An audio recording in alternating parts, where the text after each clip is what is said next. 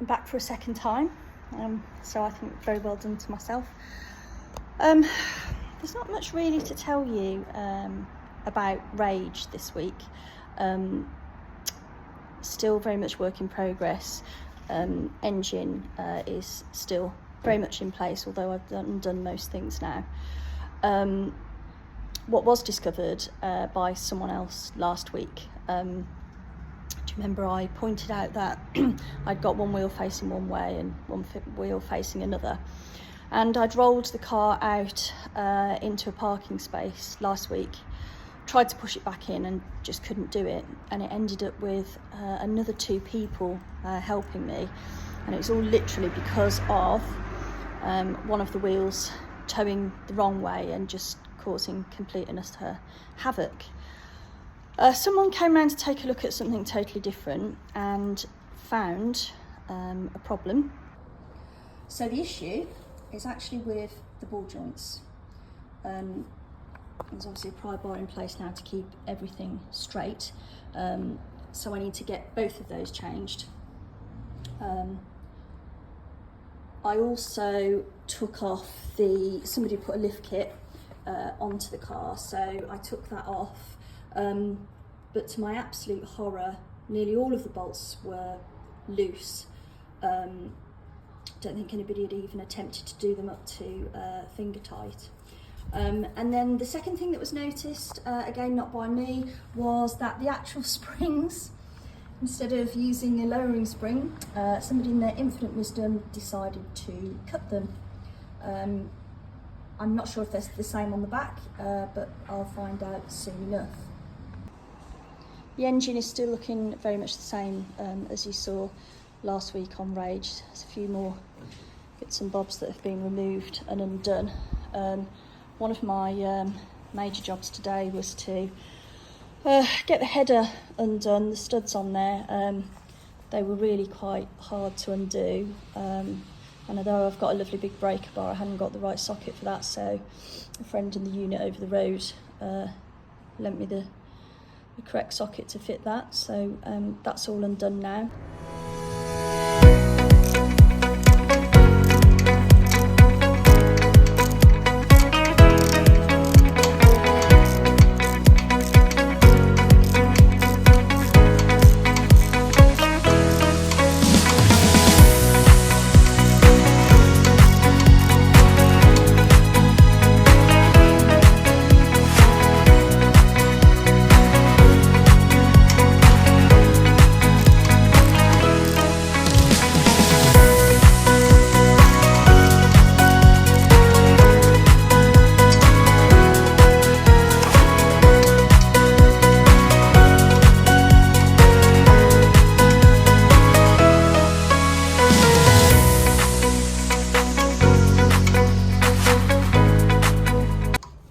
Have got a few bits and bobs to undo underneath.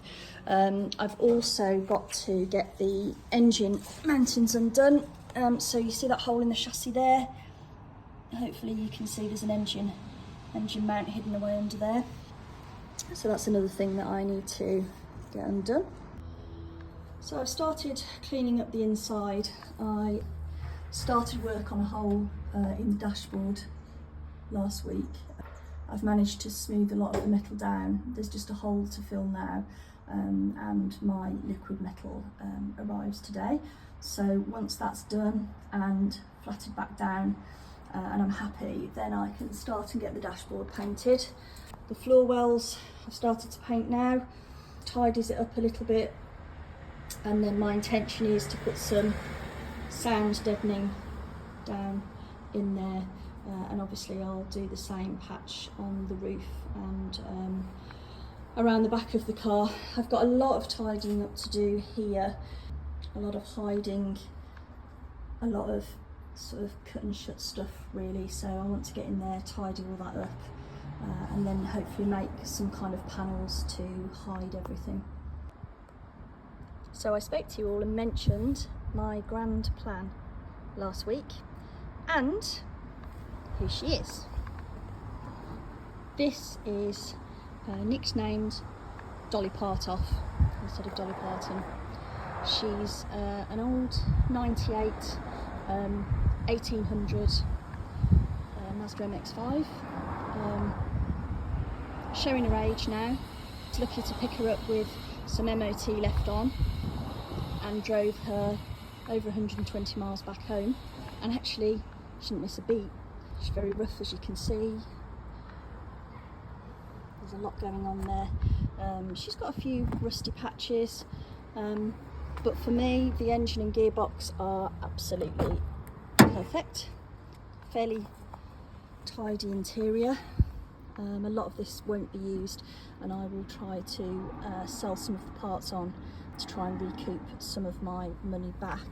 The most important thing from in here is there is a loom that attaches to the sort of wiper and light stalk, which was missing in Rage. I'm also going to take obviously the main engine loom as well. I'm also going to take that tiny little gear shifter because the one in Rage was absolutely horrific. Definitely a man's gear stick and not for me. So let's have a little look at the engine. Very much the same as what's in Rage, just a little bit bigger.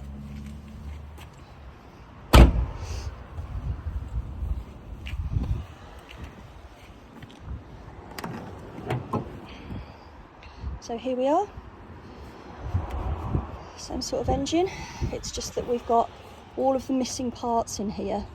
So this car is absolutely perfect for what I need. There are lots of missing parts on Rage which really do need to be there. So the plan is the rest of the engine needs to come out of Rage now. Then this one can come out, have a bit of a check over, get cleaned up, and go into the car. It will go complete with its gearbox as well, and the engine coming out of Rage will come out with its gearbox, just for ease. So that's Dolly part off. That's my major plan. Then the last thing that I can update you on with regards to Muriel, who's my 57 Morris Minor 4-door saloon. I needed to have the front engine plate. I needed some holes to be countersunk.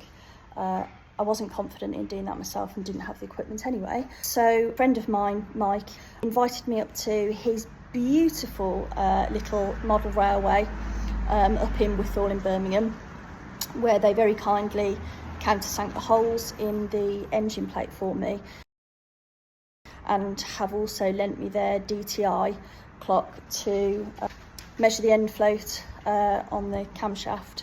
I can't do that just yet because the camshaft plate that goes onto the front of the engine plate has quite a serious lip in it. It's quite badly worn, so I don't want to be taking any measurements, but here it is here, and if I tilt it in a certain way, I think you can probably see that there is a lip there. So I'm just going to order that from ESM. They're the people that I use for all of my Morris Minor parts. They're absolutely brilliant. And then hoping that I can crack on with the engine build next week. That's about it for now. I'll update you all soon, if I can be brave enough to come on here. See you all soon.